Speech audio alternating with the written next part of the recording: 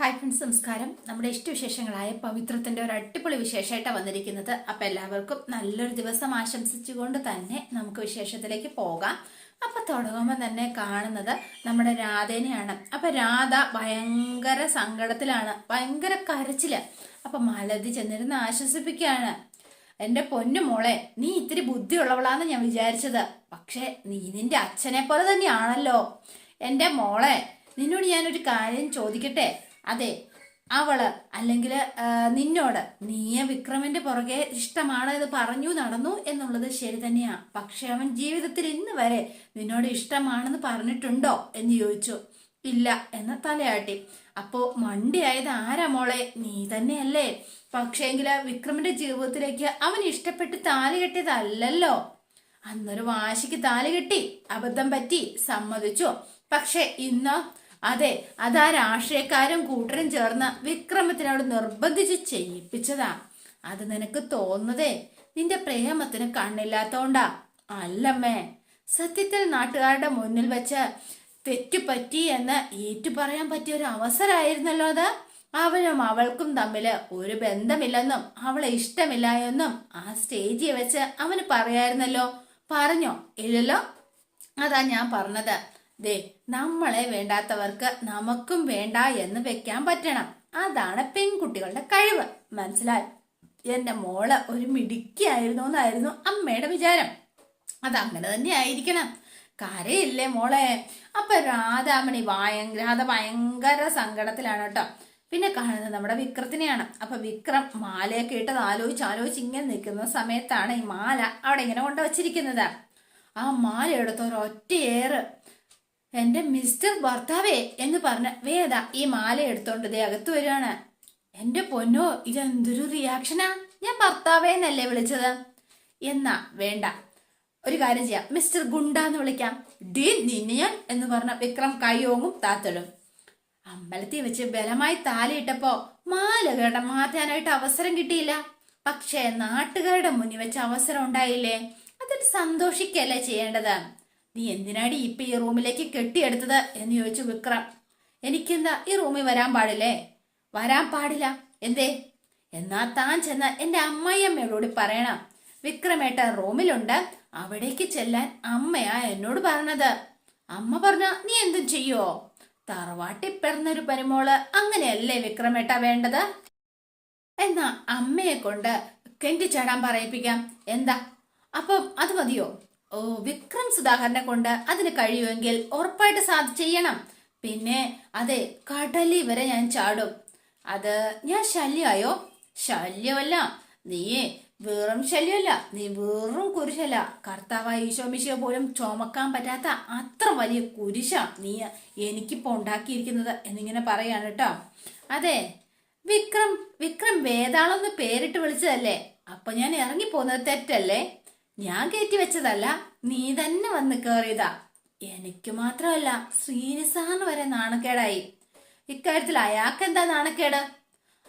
അയാളോ എന്ന് ചോദിച്ചു. ഓ, അദ്ദേഹം. ആ, ശരി ശരി. എന്നാ അദ്ദേഹത്തിന് എന്തിനാണ് നാണക്കേടായത്? പറയൂ. ആ, നീ പോസ്റ്ററിലെ എന്താ എഴുതി വെച്ചത്?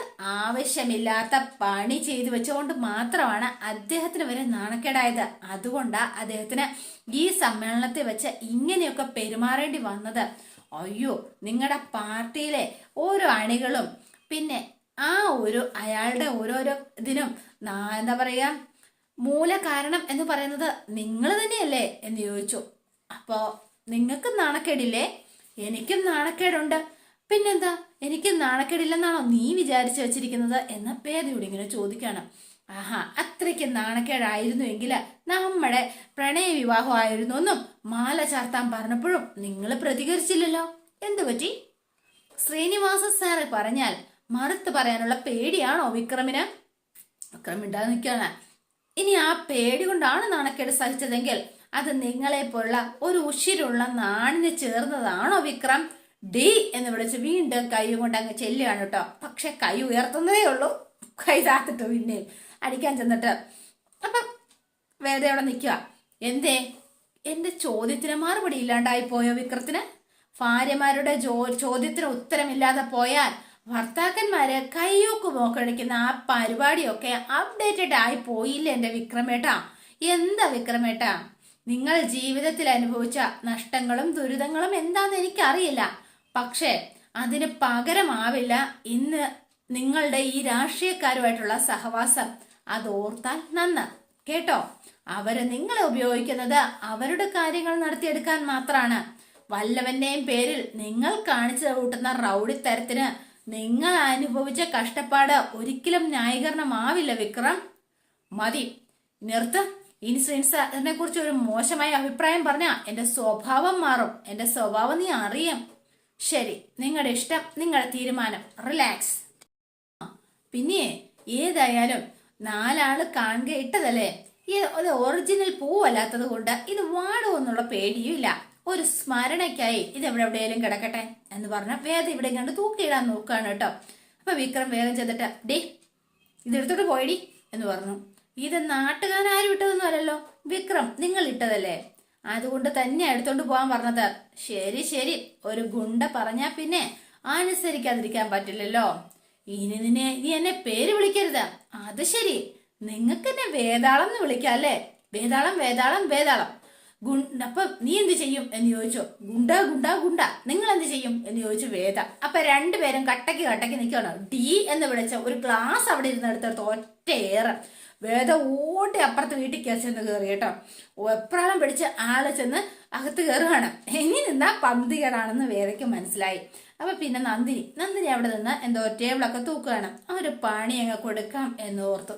അപ്പൊ ഈ മാലയൊക്കെ രണ്ടും കയ്യിൽ പിടിച്ച് ചെന്നിട്ട് ഭയങ്കര നാണം കുടുങ്ങി ചിരിക്കുക. എനിക്ക് വയ്യ, എന്തോ ഇത്ര ചിരിക്കാൻ എന്ന് ചോദിച്ചു നന്ദിനി. എന്റെ നന്ദിനി അടുത്തി ഒന്നും പറയണ്ട. അപ്പൊ ശരിക്കും ഈ ദേഷ്യം കാണിക്കലും മൈൻഡ് ചെയ്യാതിരിക്കലും ഒക്കെ വെറുതെയാ അല്ലേ ഏട്ടത്തി? എന്തോന്ന്? അല്ല, ചിലപ്പോ നിങ്ങളുടെയൊക്കെ മുന്നിൽ വെച്ച് മാല ഇട്ടപ്പോഴായിരിക്കും വിക്രം ഞാൻ എന്നെ ഭാര്യയായിട്ട് അംഗീകരിച്ചത് അല്ലേ? പക്ഷേ അങ്ങനെയൊക്കെ പെരുമാറിയപ്പോ ഞാൻ അങ്ങ് അന്താളിച്ചു പോയി എന്റെ ഏട്ടത്തി. എങ്ങനെ പെരുമാറിയപ്പോ? അതേ, എന്താന്നറിയോ, ഞാൻ വിക്രമിന്റെ റൂമിലേക്ക് പോയില്ലേ, അതിന് പോയപ്പോ എന്നിട്ട് എന്ന് ചോദിച്ചു നന്ദിനി ഇങ്ങനെ ആകാംക്ഷയില.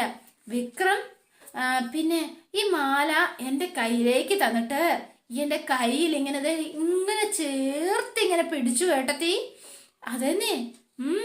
എന്നിട്ട് കണ്ണുകളിലേക്ക് ഇങ്ങനെ ഒരു നോട്ടം. ഞാൻ അങ്ങ് ഷോക്കായി പോയി എന്റെ ഏട്ടത്തി. അയ്യേ എന്ന് പറഞ്ഞു നന്ദിനി. അപ്പോ നന്ദനെ സ്വപ്നം കാണാണ് ഇവരുടെ വിവാഹവും ഇവരതിനു ശേഷമുള്ള ആദ്യ രാത്രിയും ഒക്കെ സ്വപ്നം കണ്ട് നിൽക്കാണ് കേട്ടോ. എന്താണേലും ഏറ്റവും സൂപ്പർ. നന്ദിനി ഏട്ടയ്ക്ക് കൊടുക്കാൻ ഉള്ള പറ്റിയ പണി. ഏട്ടത്തി എന്ത് എടുത്തു ചോദിച്ചോ. അതൊന്നും പറ്റത്തില്ല. എന്ത് പറ്റില്ല എന്ന്? അല്ല, എന്നെ പറ്റിക്കാൻ പറ്റില്ല എന്ന്.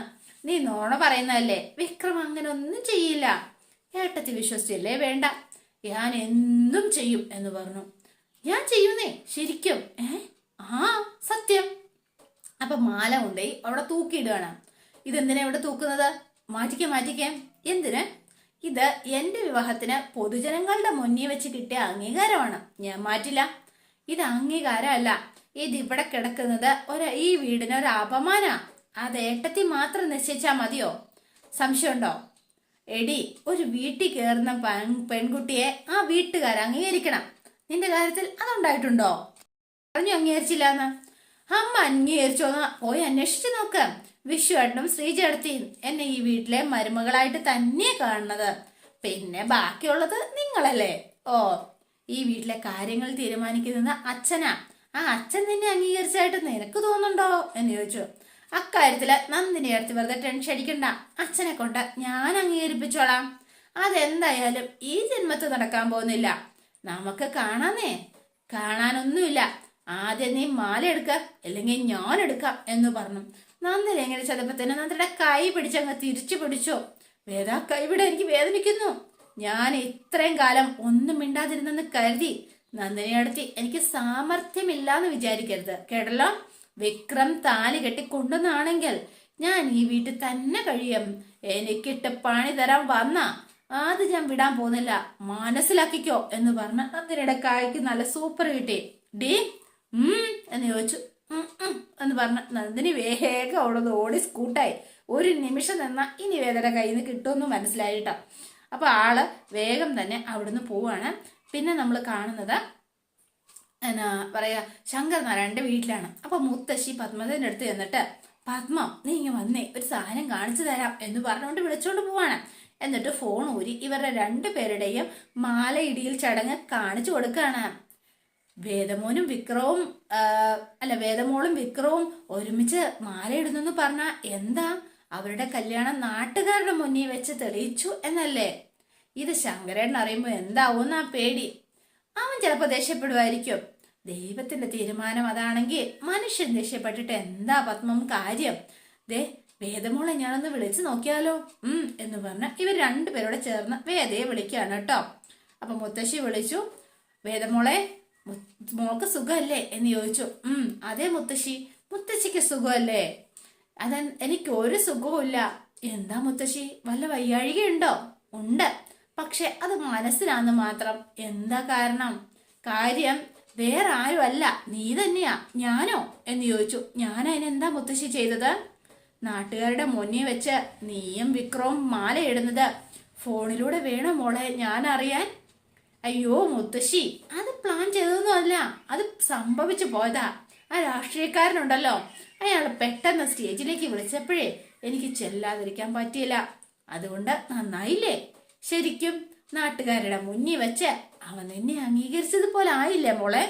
കൂട്ടി യോജിപ്പിച്ച ഉമാമഹേശ്വരന്മാർക്ക് അറിയാം മോളെ അത് നിലനിർത്തേണ്ടത് എങ്ങനെയെന്ന്.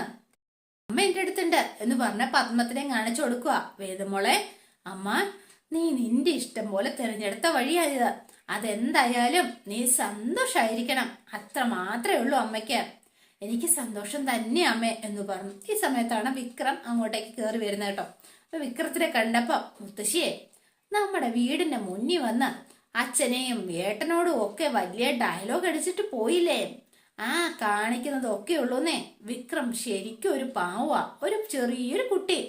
അതേ, കുട്ടികളെ കൈകാര്യം ചെയ്യുമ്പോ സൂക്ഷിക്കണം മോളെ എന്ന് പറഞ്ഞു. വാശി പിടിച്ചാ പിന്നെ നിക്കില്ല. എന്നോട് വലിയ വാശിയൊന്നും കാണിക്കാൻ വരില്ല എന്റെ മുത്തശ്ശിയെ. കാണിച്ചാലേ എന്ത് ചെയ്യണമെന്ന് എനിക്കറിയാം. ഇവിടെ ഒരു ചട്ടകം. യോ മോളെ, നീ വഴക്കിടാൻ പോവല്ലേ എന്ന് പറഞ്ഞു. വഴക്കിടുവൊന്നും അല്ല ഞാൻ ചെയ്യുക, നല്ല ചട്ടകം പഴിപ്പിച്ച് ഞാൻ ചന്തിക്കൊരു വര വരയ്ക്കും, അത്ര തന്നെ. ഷൂന്ന് പൊള്ളുമ്പോ എല്ലാ വശയും മാറിക്കോളും. അപ്പൊ വിക്രം ദേഷ്യപ്പെട്ട അവിടെ ഒരു ദണ്ട് തൊഴിക്കാട്ടോ. എന്താ മോളെ ഒരു ശബ്ദം?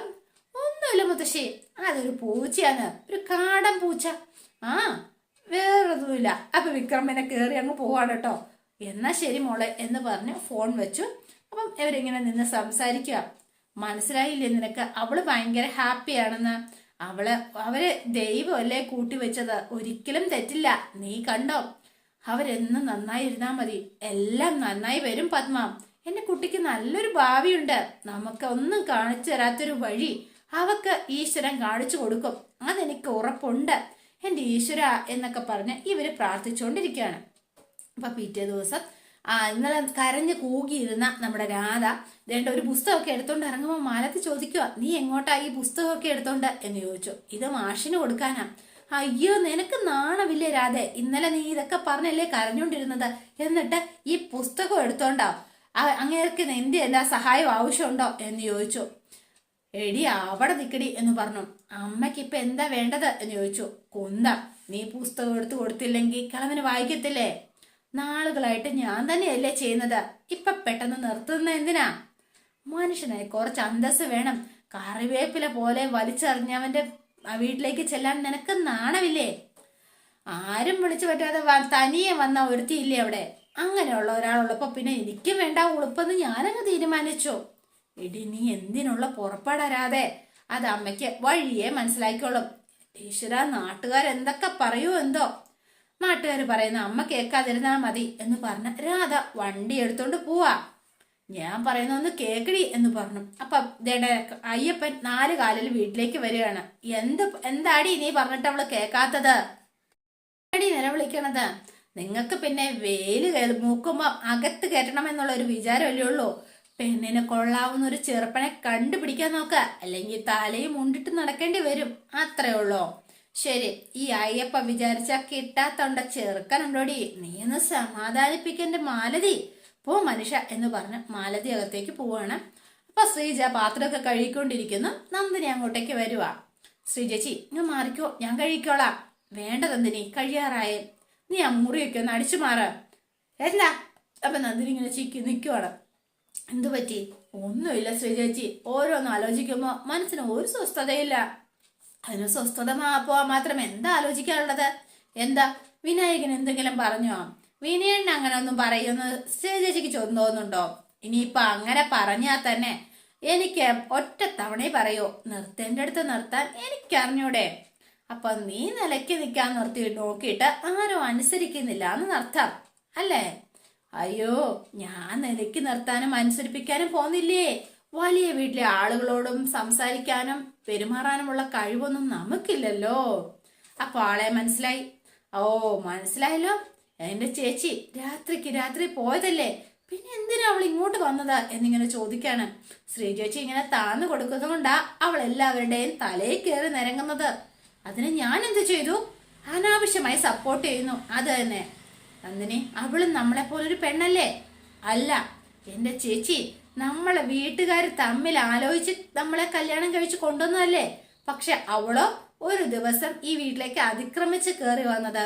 രണ്ടും തമ്മിൽ നല്ല വ്യത്യാസമുണ്ട്. നീ ഇപ്പോഴും അതിന്റെ പിന്നാലെ നിൽക്കല്ലേ. അതൊരു പാവം കുട്ടിയാ. പാവോ? അവളോ ഉപേക്ഷിച്ചു പോകുന്ന സൗകര്യങ്ങൾ എന്താന്ന് നീ ഒന്ന് ആലോചിച്ച് നോക്ക് നന്ദിനി. എന്തിനായിരുന്നു അത്? കഴുത്തിലേറിയ താലിന്മേലുള്ള ആ കുട്ടിയുടെ വിശ്വാസം. അതിനു വേണ്ടിയിട്ടാ അവൾ ത്യജിച്ചത്. എത്ര വലിയ സുഖ സൗകര്യങ്ങളാണെന്ന് നീ ഒന്ന് ആലോചിച്ച് നോക്ക്. അത് അവളുടെ ഇഷ്ടമല്ലേ, നമ്മൾ പറഞ്ഞിട്ടല്ലല്ലോ. പിന്നെ ചില സമയത്ത് മട്ടും ഭാവം കണ്ട അവള് നമുക്ക് വേണ്ടിയാ ചെയ്തതെന്ന് തോന്നും. ആയിക്കോട്ടെ, ആ തീരുമാനത്തിലേക്ക് അവളെ എത്തിച്ചത് നമ്മുടെ അനിയൻ തന്നെയല്ലേ. അവനാവട്ടെ മനസ്സിലാകുകയും ചെയ്തു. എന്നാൽ എല്ലാവരുടെയും മുന്നിൽ വെച്ച അവൻ അവളെ മാല ചാർത്തി. അത് തിരിച്ചറിഞ്ഞിട്ട് തന്നെയാ, ഒരു സംശയമില്ല. അപ്പൊ നമ്മളായിട്ട് അവളെ അപമാനിക്കാനോ നോവിക്കാനോ നിൽക്കരുത്, അത് മാത്രമേ ഉള്ളൂ എന്ന് പറഞ്ഞ് ശ്രീജാഗത്തേക്ക് പോയി. അവള് പറഞ്ഞത് ശരിയാ, ശ്രീജയടത്തെയും അവളുടെ പക്ഷത്ത് തന്നെയാ. ഇനിയിപ്പോ ഞാൻ വേറെ തന്ത്രങ്ങൾ പ്രയോഗിക്കേണ്ടി വരും എന്നൊക്കെ തീരുമാനിച്ച് ഇങ്ങനെ നിൽക്കുകയാണ് കേട്ടോ. അപ്പൊ അതോടെയാണ് ഇന്നത്തെ വിശേഷം അവസാനിക്കുന്നത്. നാളെ അടിപൊളി വിശേഷം തന്നെയാണ് കേട്ടോ വരാനിരിക്കുന്നത്. അപ്പൊ എല്ലാവരും വെയിറ്റ് ചെയ്യുക. ഇഷ്ടപ്പെട്ടുവെങ്കിൽ ലൈക്ക് ചെയ്യുക, ഷെയർ ചെയ്യുക, തൊട്ടടുത്ത് ആ ബെൽ ബട്ടൺ കൂടെ ഒന്ന് ഞെക്കുകയാണെങ്കിൽ ഞാൻ ഇടുമ്പോൾ തന്നെ നോട്ടിഫിക്കേഷൻ ലഭിക്കുന്നതായിരിക്കും. പുതുപുത്തൻ വിശേഷമായിട്ട് എത്താം. Bye and see you again.